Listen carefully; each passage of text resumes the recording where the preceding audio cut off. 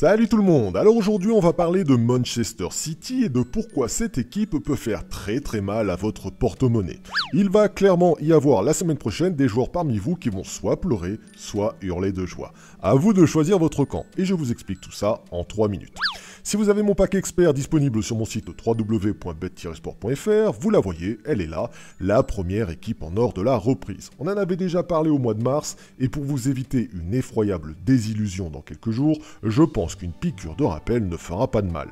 Manchester City en plus de 2,5 buts, c'est un taux de réalisation de 62%. Ça veut dire que depuis 10 ans, c'est 232 matchs sur 372 qui se sont finis en plus de 2,5 buts. C'est énorme. Et c'est même 71% de leurs matchs cette année. Bref, ça rigole pas.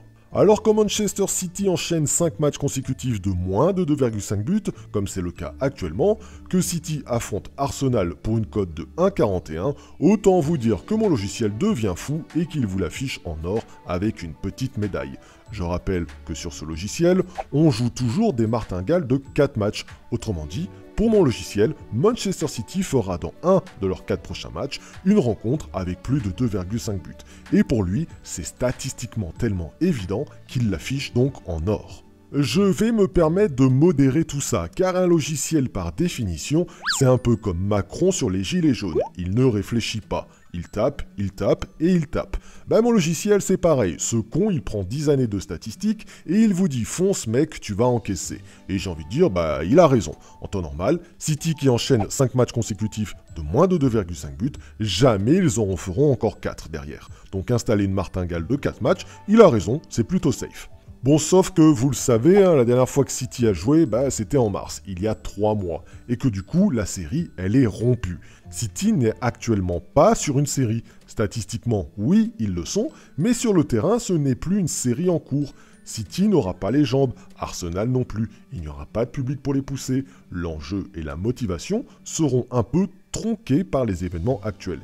Et penser que City fera plus de 2,5 buts, c'est pour moi lancer une pièce et décider soit pile, soit face. En temps normal, j'aurais vendu ma femme et mes enfants, que je n'ai pas, pour placer tout l'argent sur ce pari, car statistiquement, c'était juste imparable sur une martingale de 4 matchs.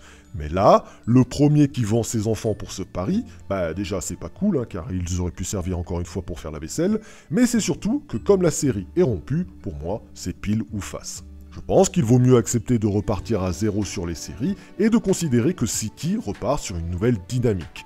Si tu places un billet sur le plus de 2,5 buts dans leur prochain match, c'est comme si tu acceptais de deviner si dans ma prochaine phrase, je vais te dire le chiffre 1 ou le chiffre 2. T'as une chance sur 2 que ça passe. Alors d'après toi, je vais dire le chiffre 1 ou je vais dire le chiffre 2 ? C'est bon, tu as fait ton choix ? Eh bien, je vais dire le chiffre 2.